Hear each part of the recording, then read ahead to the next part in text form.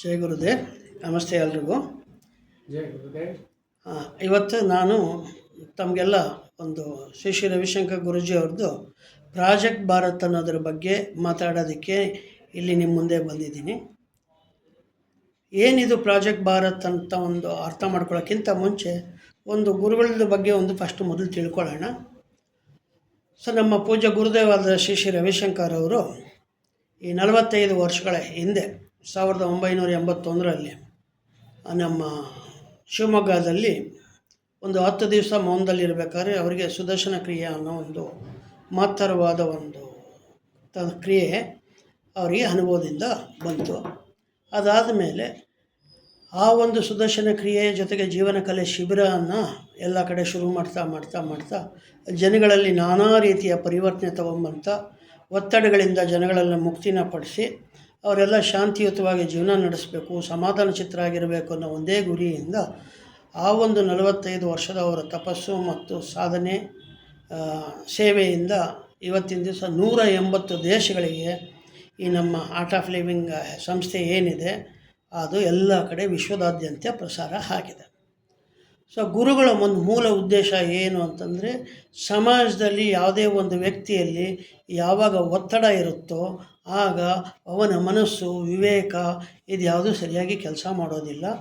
ಅದರಿಂದ ಭಾವನಾತ್ಮಕವಾಗಲಿ ಅಥವಾ ದೈಹಿಕವಾಗಲಿ ಅಥವಾ ಮಾನಸಿಕವಾಗಲಿ ಮನುಷ್ಯ ಶಾಂತವಾಗಿ ಸಮಾಧಾನ ಚಿತ್ತನಾಗಿದ್ದಾಗ ವ್ಯಕ್ತಿಯಲ್ಲಿ ಪರಿವರ್ತನೆ ಆಗತ್ತೆ ಅನ್ನೋ ನಿಟ್ಟಿನಲ್ಲಿ ಅವರು ಯೋಚನೆ ಮಾಡ್ತಾ ಈ ಒಂದು ಆರ್ಟ್ ಆಫ್ ಲಿವಿಂಗ್ ಸಂಸ್ಥೆಯನ್ನು ಶುರು ಮಾಡಿ ಇವತ್ತಿನ ದಿವಸ 180 ದೇಶಗಳನ್ನ ತಲುಪುವಂಗಾಗಿದೆ. ಅವರ ಒಂದು ಉದ್ದೇಶದಿಂದ ಈ ಪ್ರಾಜೆಕ್ಟ್ ಭಾರತ್ ಅನ್ನೋ ಒಂದು ಪ್ರಾಜೆಕ್ಟ್ ಶುರು ಮಾಡಿದ್ದಾರೆ. ಏನಿದು ಪ್ರಾಜೆಕ್ಟ್ ಭಾರತದ ಮೂಲ ಉದ್ದೇಶ ಅಂತಂದರೆ, ಗುರುಗಳಿಗೆ ಯೋಗ ಮತ್ತು ಉದ್ಯೋಗದಿಂದ ಮಾತ್ರನೇ ದೇಶದ ಅಭಿವೃದ್ಧಿ ಸಾಧ್ಯ ಅಂತ. ಯೋಗ ಅಂದರೆ ಏನು? ಯೋಗ ಅಂದರೆ ಆಸನ ಒಂದೇ ಅಲ್ಲ, ಆಸನದ ಜೊತೆಗೆ ಧ್ಯಾನ, ಪ್ರಾಣಾಯಾಮ, ಸುದರ್ಶನ ಕ್ರಿಯೆ, ಸತ್ಸಂಗ, ಭಜನೆ, ಜ್ಞಾನ ಇವುಗಳ ಮುಖಾಂತರ ಜನಗಳಲ್ಲಿ ಒತ್ತಡಗಳಿಂದ ಮುಕ್ತಿ ಹೊಂದಿ ಅವರೆಲ್ಲ ಸಂತೋಷದಿಂದ ತುಂಬಿದ್ದಾಗ ಏನಾಗುತ್ತೆ, ಒಂದು ವ್ಯಕ್ತಿ ಬದಲಾವಣೆ ಆದಾಗ ಅವನು ಬದಲಾವಣೆ ಆಗ್ತಾನೆ, ಅವನ ಸಂಸಾರವೂ ಬದಲಾವಣೆ ಆಗುತ್ತೆ. ಸಂಸಾರದ ಹೊಂದಿಗೆ ಸಮುದಾಯಗಳಾಗಲಿ ಸಮಾಜ ಆಗಲಿ ಎಲ್ಲರಲ್ಲೂ ಒಂದು ಸತ್ವಯುತವಾದಂಥ ಬದಲಾವಣೆ ಆಗುತ್ತೆ. ಈ ಒಂದು ಸಾತ್ವಿಕ ಬದಲಾವಣೆಗೆ ದಾರಿ ಆಗಬೇಕು ಅಂತಂದರೆ ಮನುಷ್ಯರ ಜೀವನದಲ್ಲಿ ಒತ್ತಡಗಳಿಂದ ಅವರು ಮುಕ್ತರಾಗಬೇಕು, ಹಿಂಸೆಗಳಿಂದ ಮುಕ್ತರಾಗಬೇಕು, ನೆಮ್ಮದಿಯನ್ನು ಕಾಣೋದಕ್ಕೆ ಶುರು ಮಾಡಬೇಕು. ಇದರ ಮೂಲ ಉದ್ದೇಶ. ಯಾವಾಗ ಮನುಷ್ಯ ಈ ಒಂದು ಪ್ರಕ್ರಿಯೆಗಳನ್ನ ಮಾಡೋದಕ್ಕೆ ಶುರು ಮಾಡ್ತಾನೆ ಅವನ ಮನಸ್ಸು ಶಾಂತವಾಗಕ್ಕೆ ಶುರುವಾಗುತ್ತೆ. ದೈವಿಕ ಗುಣಗಳು ಸಮಾಜದಲ್ಲಿ ಜಾಗೃತಿ ಆಗುತ್ತೆ. ದೈವಿಕ ಗುಣಗಳೆಂದ್ರೇನು? ಈಗ ನಮಗೆ ಬೇಕು ಅನ್ನೋದಕ್ಕಿಂತ ನಾನು ಚೆನ್ನಾಗಿದ್ದೀನಿ, ಎಲ್ಲರೂ ಚೆನ್ನಾಗಿರಲಿ ಅನ್ನೋ ಒಂದು ಆಶೀರ್ವಾದದ ಮನೋಸ್ಥಿತಿ ಜನಗಳಲ್ಲಿ ತಲುಪಿದಾಗ ಎಲ್ಲರನ್ನೂ ನಮ್ಮವರು ಅಂತ ನೋಡಿ ಎಲ್ಲರನ್ನೂ ಒಟ್ಟಿಗೆ ಸಾಗಿಸ್ಕೊಂಡು ಹೋಗುವಂಥ ಒಂದು ಮಾನಸಿಕತೆ, ಸಕಾರಾತ್ಮಕ ಮಾನಸಿಕತೆ ಈ ಒಂದು ಯೋಗದಿಂದ ಬರುತ್ತೆ. ಇದನ್ನು ನಾವು ಯೋಗದಿಂದ ಒಂದು ದಿವ್ಯವಾದ ಸಮಾಜನ ಕಟ್ಟಬೋದು ಅಂತ ಒಂದು ಗುರುಗಳ ಒಂದು ಕಲ್ಪನೆ ಮತ್ತು ಧ್ಯೇಯ ಮತ್ತು ಉದ್ದೇಶ ಆಗಿದೆ. ಇದ್ರ ಜೊತೆಗೆ ಏನು, ಉದ್ಯೋಗ ಕೂಡ ಹಳ್ಳಿಗಳಲ್ಲೂ ಕೂಡ ಜನಗಳಲ್ಲಿ ಒಂದು ಹಳ್ಳಿ ಅಂತ ತಗೊಂಡಾಗ ರೈತರು ಇರ್ತಾರೆ, ವರ್ತಕರು ಇರ್ತಾರೆ, ಯುವಕರು ಇರ್ತಾರೆ, ಜೊತೆಗೆ ಮಹಿಳೆಯರು ಇರ್ತಾರೆ, ಚಿಕ್ಕ ಮಕ್ಕಳು ಇರ್ತಾರೆ. ಎಲ್ಲರಲ್ಲೂ ಒಂದು ರೀತಿಯ ಸಾಮರಸ್ಯ, ಜೊತೆಗೆ ಆರ್ಥಿಕ ಪರಿಸ್ಥಿತಿಗಳು ಸುಧಾರಣೆ ಆಗುವಂಥ ನಿಟ್ಟಿನಲ್ಲಿ ಕಾರ್ಯಕ್ರಮಗಳನ್ನ ಹಮ್ಮಿಕೊಳ್ಳೋದಂಥ ಉದ್ದೇಶದಲ್ಲಿ ಪ್ರತಿಯೊಬ್ಬರು ಉದ್ಯೋಗದಿಂದ ಇರಬೇಕು, ಸಮೃದ್ಧವಾಗಿರಬೇಕು ಅನ್ನೋ ಒಂದು ದೃಷ್ಟಿಯಲ್ಲಿ ಸಮೃದ್ಧ ಭಾರತದ ಕಲ್ಪನೆ ಇದೆ. ದಿವ್ಯವಾದ ಸಮಾಜ ಮತ್ತು ಸಮೃದ್ಧ ಭಾರತ, ಯೋಗ ಮತ್ತು ಉದ್ಯೋಗ ಇವೆರಡರ ಮುಖಾಂತರ ನಾವು ದೇಶದಲ್ಲಿ ಪ್ರಗತಿಯನ್ನು ಸಾಧಿಸಲಿಕ್ಕೆ ಸಾಧ್ಯ. ಈ ಒಂದು ನಿಟ್ಟಿನಲ್ಲಿ ಗುರುಗಳು ಏನು ಮಾಡಿದ್ದಾರೆ ಅಂತಂದರೆ, ನಮ್ಮ ಆಶ್ರಮಕ್ಕೆ ಬಂದು ತಾವು ಯಾರಾದರೂ ನೋಡ್ತು ಅಂತಂದರೆ ಅಥವಾ ನಮ್ಮ ಶಿಬಿರಗಳನ್ನ ತಾವು ಗೂಗಲ್ ಸರ್ಚ್ ಮಾಡಿ ನೋಡ್ತಾ ಹೋಯಿತು ಅಂತಂದರೆ, ಒಂದು ತಾಯಿ ಮಗುನ ಹಡಿಯೋದಕ್ಕಿಂತ ಮುಂಚೆನೂ ಕೂಡ ಗರ್ಭಿಣಿ ಹೆಂಗಸ್ಗೂ ಕೂಡ ಯೋಗ ಇದೆ, ಧ್ಯಾನ ಇದೆ. ಅಂದರೆ ಒಂದು ಸಮಾಜದ ಒಂದು ಸೃಷ್ಟಿ ಆಗೋದಕ್ಕಿಂತ ಮುಂಚೆ ಕೂಡ ಎಷ್ಟು ಜೋಪಾನವಾಗಿ ಮುಂದಿನ ಸಮಾಜ ಹೇಗಿರಬೇಕು ಅನ್ನೋ ನಿಟ್ಟಿನಲ್ಲಿ ಯೋಚನೆ ಮಾಡುವಂಥ ದೃಷ್ಟಿ ಇದೆ. ಹುಟ್ಟಿರೋ ಚಿಕ್ಕ ಮಕ್ಕಳಿಗೆ ಶ್ರೀ ಸಂಸ್ಕಾರ ಕೇಂದ್ರಗಳಿದೆ.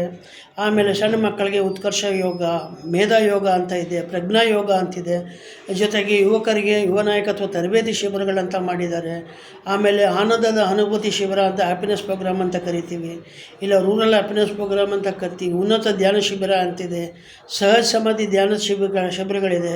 ಋತುಮತಿಯಾದ ಹೆಣ್ಮಕ್ಕಳಿಗೆ ಪ್ರಾಜೆಕ್ಟ್ ಪವಿತ್ರ ಅಂತಂದ್ಬಿಟ್ಟು ಅವರಿಗೆ ಅದಕ್ಕೆ ಬೇಕಾದಂಥ ಒಂದು ಜ್ಞಾನ ಮತ್ತು ತಿಳುವಳಿಕೆ ಕೊಡುವಂಥ ನಿಟ್ಟಿನಲ್ಲೂ ಕೂಡ ಶಿಬಿರಗಳಿದೆ. ಇವೆಲ್ಲ ಶಿಬಿರಗಳು ಯಾತಕ್ಕೆ ಆಯೋಜಿಸಿದ್ದಾರೆ ಅಂತಂದರೆ ಎಲ್ಲ ಥರದ ವಯಸ್ಸಿನ ಜನಗಳಿಗೆ ಅನುಗುಣವಾಗಿ ಈ ಎಲ್ಲ ಕಾರ್ಯಕ್ರಮಗಳನ್ನ ತಯಾರಿಯಾಗಿದೆ. ಇದರ ಜೊತೆಗೆ ನಮ್ಮ ಆಶ್ರಮದ ಜೊತೆಗೆ 180 ದೇಶಗಳಿಂದ ಎಲ್ಲ ರೀತಿಯ ತಂತ್ರಜ್ಞಾನ ಮತ್ತು ಟೆಕ್ನಾಲಜಿ ಏನಿದೆ ಅದು ಸಂಸ್ಥೆ ಜೊತೆ ಕೈ ಜೋಡಿಸ್ಕೊಂಡಿರೋದ್ರಿಂದ ರೈತರಿಗೆ ಅಂತಲೇ ಗುರುಗಳು Shri institute of agriculture trust ಅಂತಲೇ ಮಾಡಿದ್ದಾರೆ. ಅಗ್ರಿಕಲ್ಚರ್ ಟ್ರಸ್ಟಲ್ಲಿ ಏನು ನೈಸರ್ಗಿಕ ಕೃಷಿ ಅಥವಾ ಪರ್ಮಾಕಲ್ಚರ್ ಇರ್ಬೋದು, ಅಥವಾ ಮಲ್ಟಿ ಲೇಯರ್ ಫಾರ್ಮಿಂಗ್ ಇರ್ಬೋದು, ಅಥವಾ ಸಾವಯವ ಕೃಷಿ ಇರ್ಬೋದು. ಈ ಒಂದು ನಿಟ್ಟಿನಲ್ಲಿ ರೈತರಿಗೆ ಕಮ್ಮಿ ಖರ್ಚಲ್ಲಿ ಜಾಸ್ತಿ ಆದಾಯ ಬರುವಂಗೆ, ಭೂಮಿಯನ್ನು ಹಾಳು ಮಾಡೋಕ್ಕಾಗದೇ ಇರೋ ಥರ ರಸಾಯನವನ್ನು ಸಂಪೂರ್ಣ ಬಿಟ್ಟು ಭೂಮಿಯನ್ನು ಕೂಡ ಉಳಿಸ್ಕೊಂಡು ಒಳ್ಳೆಯ ರೀತಿಯ ಒಂದು ಕೃಷಿ ತಂತ್ರಜ್ಞಾನ ಉಪಯೋಗಿಸಿ ರೈತರು ಬೆಳೀಲಿ ಅನ್ನೋದಕ್ಕೋಸ್ಕರ ಅಂತಲೇ ನಮ್ಮ ಅಗ್ರಿಕಲ್ಚರ್ ಟ್ರಸ್ಟು ಇದೆ. ಅದೇ ರೀತಿ ಸ್ಕಿಲ್ ಡೆವಲಪ್ಮೆಂಟ್ ಟ್ರಸ್ಟ್ ಏನಿದೆ ಅಂತಂದರೆ, ನಿರುದ್ಯೋಗಿ ಯುವಕರನ್ನೆಲ್ಲ ಕರ್ಕೊಂಬಂದು ನಮ್ಮ ಆಶ್ರಮದಲ್ಲಿ ಒಂದು ದ್ರೋಣ್ ಕಾರ್ಯಕ್ರಮ ಇರ್ಬೋದು, ಇಲ್ಲ ಸೋಲಾರ್ ಟ್ರೈನಿಂಗ್ ಇರ್ಬೋದು, ಇಲ್ಲ ಮೊಬೈಲ್ ಟ್ರೈನಿಂಗ್ ಇರ್ಬೋದು, ಇಲ್ಲ ಕಾರ್ಪೆಂಟ್ರಿ ಇರ್ಬೋದು, ಇಲ್ಲ ಎಲೆಕ್ಟ್ರಾನಿಕ್ಸ್ ಆ್ಯಂಡ್ ಎಲೆಕ್ಟ್ರಿಕಲ್ ಬಗ್ಗೆ ಇರ್ಬೋದು, ಇಲ್ಲ ಥೆರಪಿ ಟ್ರೈನಿಂಗ್ ಇರ್ಬೋದು, ಆಮೇಲೆ ಬ್ರಿಡ್ಜ್ ಟ್ರೈನಿಂಗ್ ಅಂತ ನಾನಾ ರೀತಿಯ ಮಲ್ಟಿನ್ಯಾಷನಲ್ ಕಂಪ್ನಿಗಳ ಜೊತೆ ಸೇರಿಕೊಂಡು ಉನ್ನತವಾದ ಒಂದು ತಂತ್ರಜ್ಞಾನವನ್ನು ಯಾರಿಗೆಲ್ಲ ವಿದ್ಯೆ ಸರಿಯಾಗಿ ನಡ್ಸೋಕ್ಕಾಗಲಿಲ್ಲ, ನಿರುದ್ಯೋಗಿ ಯುವಕರಿದ್ದಾರೆ ಅಂಥವ್ರಿಗೆ ನಾವು ಹಳ್ಳಿಗಳಿಂದ ಕರ್ಕೊಂಬಂದು ಅವ್ರಿಗೆ ಟ್ರೈನಿಂಗ್ ಕೊಟ್ಟು ಅವರಿಗೆ ಕೆಲಸಗಳನ್ನ ಕೊಡಿಸ್ದಾಗ ಏನಾಗುತ್ತೆ, ಮನೆಯಲ್ಲೂ ಕೂಡ ಸಮಾಜದಲ್ಲೂ ಕೂಡ ಆರ್ಥಿಕ ಸ್ಥಿತಿಗತಿ ಇಂಪ್ರೂವ್ ಆಗೋದಕ್ಕೆ, ಬೆಳವಣಿಗೆ ಆಗೋದಕ್ಕೆ ಸಹಕಾರಿಯಾಗುವಂತೆ ನಾನಾ ಥರ ಟ್ರಸ್ಟ್ಗಳು ಮಾಡಿದ್ದಾರೆ. ಅದೇ ರೀತಿ ನಮ್ಮ ಆಶ್ರಮದ ಸಂಸ್ಥೆಯಿಂದ ನದಿ ಪುನಶ್ಚೇತನ ಕಾರ್ಯಕ್ರಮಗಳು ತುಂಬ ಚೆನ್ನಾಗಿ ನಡೀತಾ ಇದೆ. ಏನಿದು ನದಿ ಪುನಶ್ಚೇತನ ಕಾರ್ಯಕ್ರಮ ಅಂತಂದರೆ, ಎಷ್ಟೋ ಕಡೆ ಮುಂದೆ ಇನ್ನು ಸ್ವಲ್ಪ ದಿವಸಗಳಲ್ಲಿ ನೀರಿಂದೇ ಒಂದು ದೊಡ್ಡ ಸಮಸ್ಯೆ ಆಗಬಾರ್ದು ಅನ್ನೋ ದೃಷ್ಟಿಯಲ್ಲಿ ಅಂತರ್ಜಲವನ್ನು ಜಾಸ್ತಿ ಮಾಡೋದಕ್ಕೆ ಒಂದು ಕೆರೆ ಕಟ್ಟಲೆಗಳನ್ನ ಶುದ್ಧಿ ಮಾಡುವಂಥದ್ದು, ಕ್ಲೀನ್ ಮಾಡುವಂಥದ್ದು, ಆಮೇಲೆ ಅಂತರ್ಜಲ ಹೆಚ್ಚು ಮಾಡುವಂಥದ್ದಕ್ಕೆ ನದಿ ನೀರಿನ ಹರಿವು ಎಲ್ಲೆಲ್ಲಿರುತ್ತೋ ಅಲ್ಲೆಲ್ಲ ಇಂಗುಗುಂಡಿಗಳನ್ನ ಮಾಡುವಂಥದ್ದು, ಚೆಕ್ ಡ್ಯಾಮ್ಗಳನ್ನ ಮಾಡುವಂಥದ್ದು, ಈ ಒಂದು ನಿಟ್ಟಿನಲ್ಲಿ ದೇಶದಾದ್ಯಂತ ನಾನಾ ಥರ ಕಾರ್ಯಕ್ರಮಗಳನ್ನ ಹಮ್ಮಿಕೊಂಡಿದ್ದೇವೆ. ಇದೇ ರೀತಿ ಗುರುಗಳದ್ದು ತುಂಬ ಬೇರೆ ಬೇರೆ ರೀತಿ ಟ್ರಸ್ಟ್ ಇದೆ. ಅದೇ ರೀತಿ ನಮ್ಮ ಈ ಮಾದಕ ವ್ಯಸನಗಳು, ಆಮೇಲೆ ಆಲ್ಕೋಹಾಲಿಂದ, ಮದ್ಯಪಾನದಿಂದ ಜನಗಳ ಜೀವನಗಳಲ್ಲಿ ತುಂಬ ತೊಂದರೆ ಆಗ್ತಿದೆ, ಆರೋಗ್ಯದಲ್ಲಿ ತೊಂದರೆಗಳಾಗ್ತಾ ಇದೆ, ಇದರಿಂದ ಸಮಾಜದಲ್ಲಿ ಸ್ವಾಸ್ಥ್ಯವನ್ನು ಕೆಡ್ತಾ ಇದೆ. ಈ ಒಂದು ನಿಟ್ಟಿನಲ್ಲಿ ಅಭ್ಯಾಸಗಳನ್ನ, ದುರಭ್ಯಾಸಗಳನ್ನ ಬಿಡುವಂಥ ಒಂದಕ್ಕೊಂದಷ್ಟು ಕಾರ್ಯಕ್ರಮಗಳನ್ನು ಕೂಡ ಆಯೋಜನೆಗೊಳಿಸಿದ್ದಾರೆ. ಸೊ ಪೂರ್ತಿ ನಾವು ನೋಡ್ತು ಅಂತಂದರೆ ಎಲ್ಲ ರೀತಿಯ ಒಂದು ಸಾಮಾಜಿಕ ಬೆಳವಣಿಗೆಗೆ, ಸರ್ವ ಸಮೃದ್ಧಿಗೆ ಈ ಒಂದು ಕಾರ್ಯಕ್ರಮಗಳನ್ನೆಲ್ಲ ಆಯೋಜನೆ ಮಾಡಿಕೊಂಡಿದ್ದಾರೆ. ಸೊ ಇದರಿಂದ ಏನು ನಾವು ತಿಳ್ಕೊಬೋದು ಅಂತಂದರೆ, ಯೋಗ ಮತ್ತು ಉದ್ಯೋಗದಿಂದ ದಿವ್ಯವಾದ ಸಮಾಜ ಮತ್ತು ಸಮೃದ್ಧ ಭಾರತವನ್ನು ಕಟ್ಟೋದಕ್ಕೆ ಸಾಧ್ಯ ಆಗುತ್ತೆ. ಇದು ಹೇಗೆ ಸಾಧ್ಯ ಆಗುತ್ತೆ ಅಂತಂದರೆ, ಈ ಒಂದು ಕನಸನ್ನು ನಾವೆಲ್ಲ ಕಾಣೋಣ. ಭಾರತದಲ್ಲಿ ಒಂದು 7 ಲಕ್ಷ ಹಳ್ಳಿಗಳಿದೆ. ಪ್ರತಿಯೊಂದು ಹಳ್ಳಿಯಲ್ಲೂ ಒಂದು 5 ಜನ ನಮ್ಮ ಪ್ರತಿನಿಧಿಗಳು ಅಂತಂದರೆ 35 ಲಕ್ಷ ಜನ ಪ್ರತಿನಿಧಿಗಳು ನಮ್ಮ ಸಂಸ್ಥೆಯ ಜೊತೆ ಕೈ ಜೋಡಿಸಿ ಒಂದಾದಾಗ ಏನಾಗುತ್ತೆ, ನಮ್ಮಲ್ಲಿರುವಂಥ ಒಂದು ತಂತ್ರಜ್ಞಾನ, ಯೋಗ, ಉದ್ಯೋಗ, ಜ್ಞಾನ ಇವುಗಳನ್ನ ಪ್ರತಿಯೊಂದು ಹಳ್ಳಿಗಳಿಗೂ ತಲುಪಿಸಿ ಹಳ್ಳಿಗಳನ್ನ ಒಂದು ಗುಣಮಟ್ಟವನ್ನು ಹೆಚ್ಚು ಮಾಡುವಂಥ ಕೆಲಸಗಳನ್ನ ಮಾಡ್ಬೋದು. ಹಳ್ಳಿಗಳಲ್ಲೂ ಆರೋಗ್ಯ ಇರ್ಬೋದು, ಸಾಮರಸ್ಯ ಇರ್ಬೋದು, ಸಮೃದ್ಧಿ ಇರ್ಬೋದು. ಇವನ್ನೆಲ್ಲ ನಾವು ಹೊತ್ತು ಕೊಟ್ಟಾಗ, ಸ್ವಚ್ಛತೆ ಇರ್ಬೋದು, ಇದರ ಕಡೆ ಎಲ್ಲ ಒತ್ತು ಕೊಟ್ಟಾಗ ಹಳ್ಳಿಗಳಲ್ಲಿ ನಾನಾ ರೀತಿಯ ಪರಿವರ್ತನೆ ತಗೊಂಡ್ಬಂದು ಇವತ್ತಿನ ದಿವಸ ಭಾರತ ಏನಿದೆ, ಈ ಭಾರತದ ಸ್ಥಿತಿಗತಿಯನ್ನು ಇನ್ನೂ ಉನ್ನತ ಮಟ್ಟಕ್ಕೆ ಕರೆದುಕೊಂಡು ಹೋಗ್ಬೋದು ಅನ್ನೋದು ನಮ್ಮ ಗುರುಗಳ ಒಂದು ಸಂಕಲ್ಪ ಮತ್ತು ಕನಸಾಗಿದೆ. ಸೊ ಈ ಒಂದು ನಿಟ್ಟಿನಲ್ಲಿ ನಮ್ಮ ಪ್ರಾಜೆಕ್ಟ್ ಭಾರತ್ ಪ್ರತಿಯೊಂದು ಹಳ್ಳಿಗಳಲ್ಲೂ, ಪ್ರತಿಯೊಂದು ಡಿಸ್ಟ್ರಿಕ್ಟು, ಪ್ರತಿಯೊಂದು ತಾಲೂಕುಗಳಿಗೂ ಜನಗಳನ್ನ ನಾವು ತಲುಪಿ ಅವನ ಪ್ರತಿಯೊಂದು ಹಳ್ಳಿಯಲ್ಲೂ ಒಂದು 5 ಜನ ಒಳ್ಳೊಳ್ಳೆ ವ್ಯಕ್ತಿಗಳು, ಸಾತ್ವಿಕ ವ್ಯಕ್ತಿಗಳು, ಒಳ್ಳೆಯ ಮನಸ್ಸಿರುವಂಥವರು, ನಮ್ಮ ಸಮಾಜಕ್ಕೆ ಒಳ್ಳೆಯದಾಗಲಿ ಅನ್ನೋ ವ್ಯಕ್ತಿಗಳು, ಇವ್ರನ್ನೆಲ್ಲ ನಾವು ಭೇಟಿ ಮಾಡಿ ಅವ್ರನ್ನ ನಮ್ಮ ಸಂಸ್ಥೆ ಜೊತೆ ಕೈ ಜೋಡಿಸಿ ಸಂಸ್ಥೆಯಿಂದ ಅವ್ರು ಯಾವ ರೀತಿಯೆಲ್ಲ ಅನುಕೂಲತೆಗಳನ್ನ ಪಡ್ಕೋಬೋದು, ಯಾವ ತಂತ್ರಜ್ಞಾನಗಳನ್ನ ಉಪಯೋಗಿಸ್ಕೊಂಡು ಹಳ್ಳಿಗಳಲ್ಲಿ ಬದಲಾವಣೆಯನ್ನು ತರ್ಬೋದು ಅನ್ನೋ ನಿಟ್ಟಿನಲ್ಲಿ ಈ ಒಂದು ಕಾರ್ಯಕ್ರಮ ಏನು ಆಯೋಜನೆ ಆಗಿದೆ ಇದಕ್ಕೆ ಪ್ರಾಜೆಕ್ಟ್ ಭಾರತ್ ಅಂತ ಕರೀತಾರೆ. ಸೊ ಇಲ್ಲಿ ನಾವು ಮಾಡಬೇಕಾಗಿರೋದು ಇಷ್ಟೇ. ಪ್ರತಿಯೊಂದು ಹಳ್ಳಿಗೂ ಯಾರ್ಯಾರೆಲ್ಲ ಇದನ್ನು ಯಾರ್ಯಾರು ಹಳ್ಳಿಯವರೆಲ್ಲ ನೋಡ್ತಾ ಇದ್ದೀರೋ ತಮ್ಮ ಹಳ್ಳಿಗಳಲ್ಲಿ ಗುರುತಿಸ್ಕೊಳ್ಳಿ, ಯಾರು ಚೆನ್ನಾಗಿದ್ದಾರೆ, ಯಾರು ಒಳ್ಳೆಯವರು, ಯಾರಿಗೆ ದುರಭ್ಯಾಸ ಇಲ್ಲ, ಎಲ್ರಿಗೂ ಒಳ್ಳೇದು ಮಾಡಬೇಕು ಅನ್ನೋ ಭಾವನೆಗಳಿದೆ.